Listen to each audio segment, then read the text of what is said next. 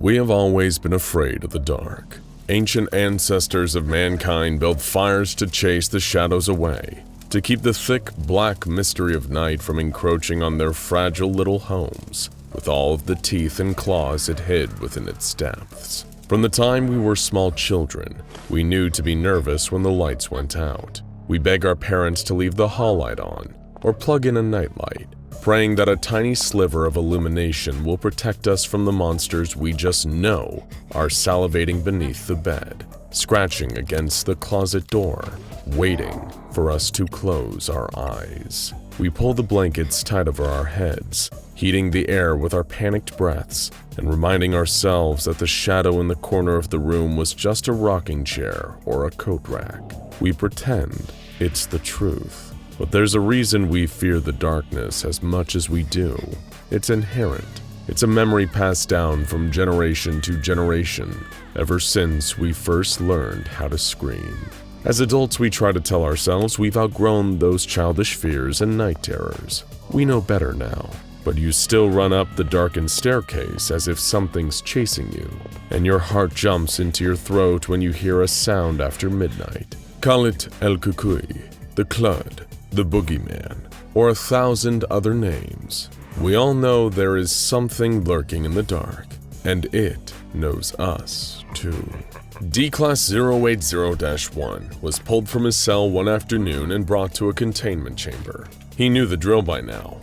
They would send him in and he would encounter something bizarre, horrible, and potentially deadly. Maybe he would emerge traumatized. Maybe he would lose a limb. Or maybe he would never come back out at all.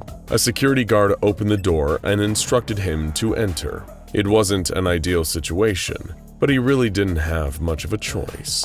And so, he walked inside. Dr. Smith called to him from outside the room, asking him what he could see inside. It was pitch black, and he couldn't see a thing, and he told the doctor as much. But then, the hairs on the back of his neck prickled.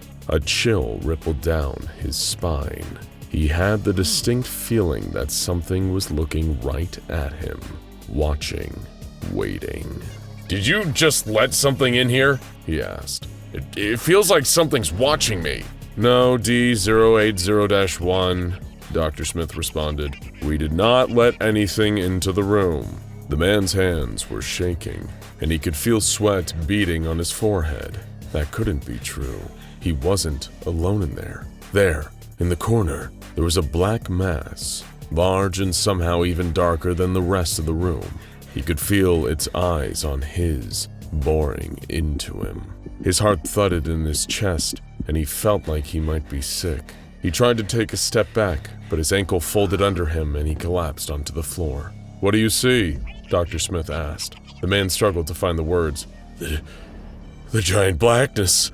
Like someone's just standing in the corner. Oh God, it's looking right at me. Let me out!"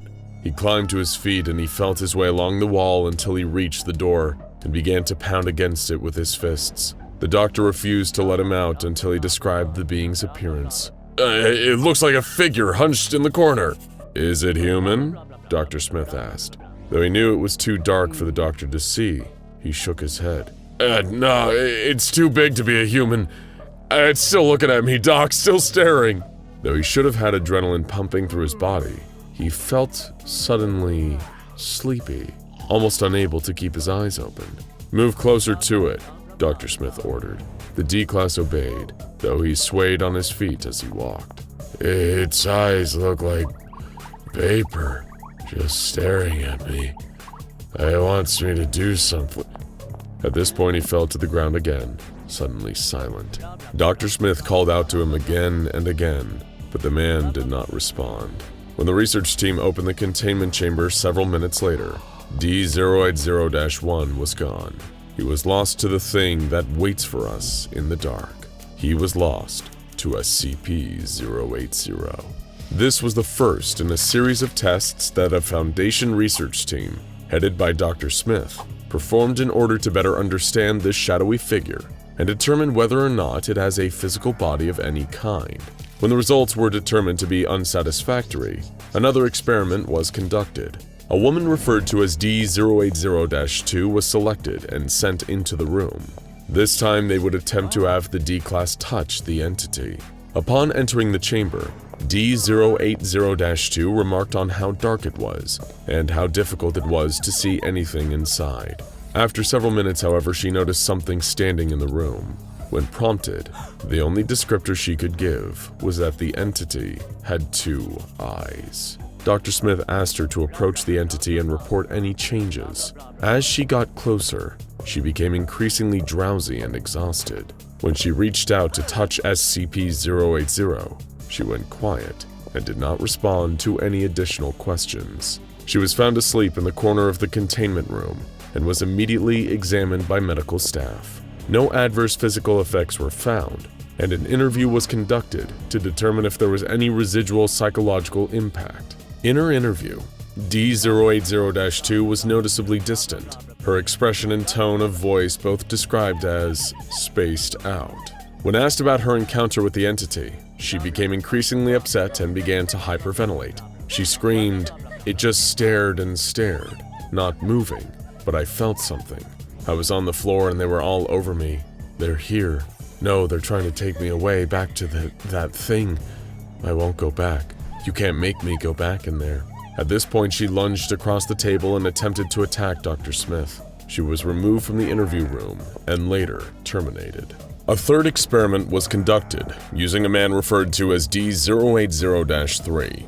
In order to counteract the entity's tranquilizing effects, he was given a powerful amphetamine at a dose that would keep a person under ordinary circumstances awake for at least 36 hours. When he entered the room like all the others, D-080-3 saw a shadowy figure standing in the middle of the room. He was told to stand still and watch the figure, and report anything unusual that he might notice. After 10 minutes, the subject became frightened and demanded to be let out of the room. He pounded on the door and attempted to wedge it open. When he failed to open the door, he lunged at SCP-080 and attempted to hit it with his fists. He promptly slumped on the floor and went silent. His dead body was found in the room after the experiment, and an autopsy determined the cause of death to be a severe heart attack. The researchers who entered to retrieve the body felt unsettled as they did so, reporting a feeling that SCP-080 was looking directly at them the entire time. Following the conclusion of these experiments, the research team was able to draw several conclusions about SCP-080. It causes debilitating drowsiness in anyone who enters its containment chamber. After 30 minutes of exposure, anyone who is observing the entity will involuntarily fall into REM sleep. If there is any light in the room brighter than a standard children's nightlight, the entity will disappear. This should be treated as a containment breach if and when this occurs. After conducting their experiments, Dr. Smith and his research team began to experience highly upsetting dreams. While many of the staff began requesting appointments with the medical team, Dr. Smith refused to discuss the nature of his dreams with any on-site psychologists, insisting that he wasn't going to let some silly nightmares get the better of him. As the weeks wore on, however, he became increasingly withdrawn. His colleagues noted dark circles under his eyes and noticed his near-constant consumption of coffee that far surpassed anything they had seen from him before. He seemed as if he was terrified of falling asleep. One day, the exhaustion caught up to him, and he fell asleep at his desk. Everyone in the building heard his screams, and when a security guard eventually shook him awake, his throat was so raw from crying out in terror that he was coughing up globs of blood. Dr. Smith begged to be given an amnestic to help him forget what he had dreamed about, forget all his dreams, but his request was denied. He was placed on an indefinite leave of absence and sent home. 2 days later, the research team was given a somber report. Dr. Smith had leapt off a bridge. Following Dr. Smith's tragic demise, the rest of his staff were given notebooks and encouraged to keep dream journals during the course of their research in order to track the psychological impact of studying SCP-080. Additionally, they were required to turn these journals in to site psychologists for review, particularly if the dreams became especially disturbing or violent. The following are excerpts from some of these dream journals. Research Assistant Megan Vaughn. Last night I dreamt I was lying in my bed. Not my bed now in my apartment, but my childhood bed with the baby pink sheets and the quilt my grandmother made. It felt so real, every detail.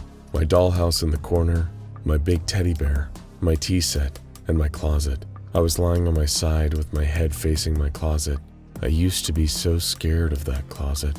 Every night I would sob until my dad checked it for monsters. I couldn't go to sleep until he did, but in my dream I knew he hadn't checked, and I just knew there was something in there waiting for me to close my eyes, so I didn't. I just stared at that closet door and I waited for it to open. I started hearing this scraping noise, like dragging something sharp across a wooden surface, over and over and over again. But the door didn't budge, no matter how long I stared at it. All the while the noise just kept going. Scrape, scrape, and the sound of soft, raspy breathing, but the closet stayed shut. Eventually I rolled onto my back and there it was, on my ceiling, hanging over me with its upside-down head and round, open mouth. An old woman with long, stringy hair and fingernails as long as my arms. She was scratching on the ceiling and waiting for me to look. I couldn't move.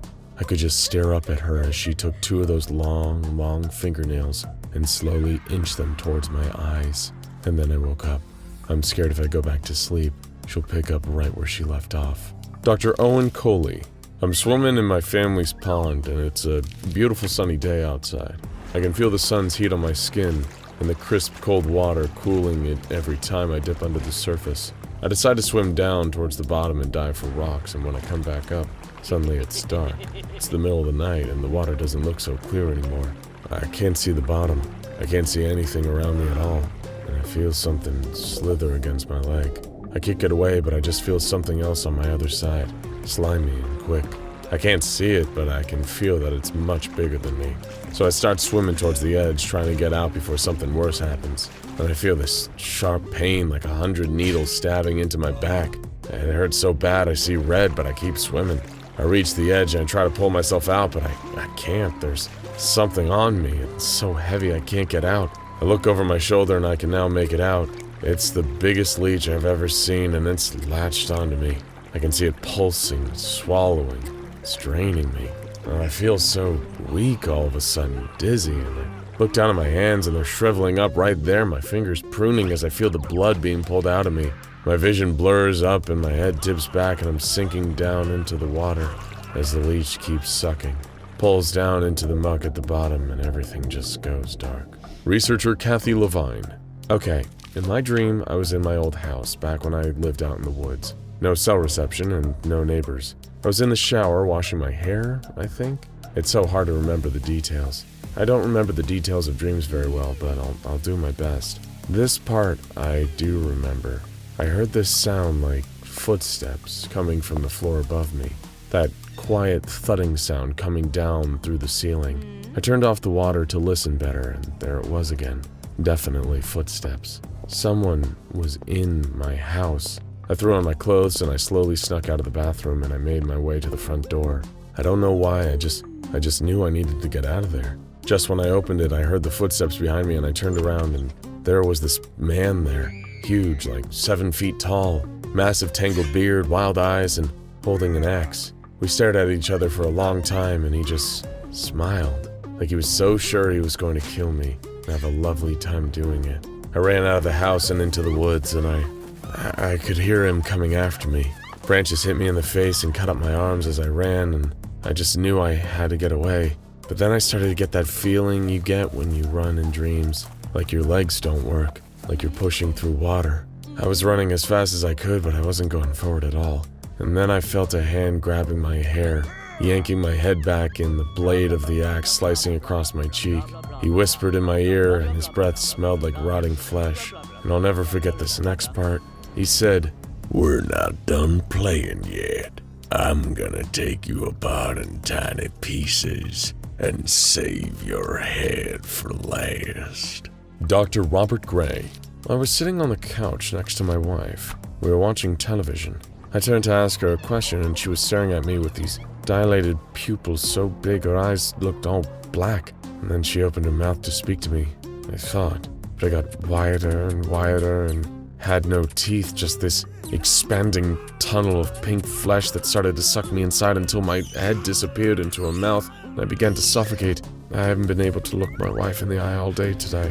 Other dream journals were less detailed. Research assistant Matt Guerrero simply wrote, "My dog ate me." while senior researcher Barbara Bradley wrote, "I was stuck inside my fish tank, and my fish were feeding me human flakes." No matter how frightening or absurd the dream details were, all the staff reported experiencing feelings of intense stress and panic while having them, and after waking up.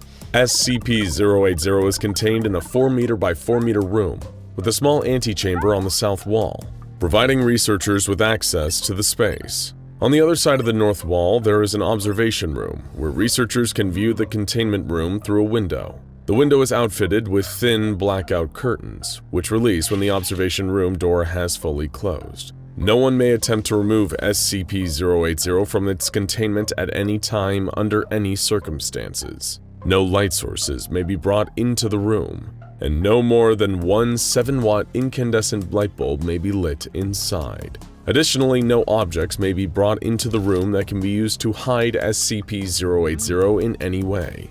Anyone who breaks these rules will be swiftly and strictly disciplined and may be subject to termination. Following Incident 080-1, the containment measures have been reevaluated, and additional measures have been proposed. During this incident, 2 senior researchers entered the observation room and released the blackout curtains. Certain that this was a safe way to observe SCP-080 without being influenced by its adverse effects, the 2 remained in the room for 40 minutes. At this point, the 2 fell asleep. It is unknown what exactly happened after this. However, after this incident, all staff suffering from anomalous nightmares reported having their first restful night's sleep since the research had begun.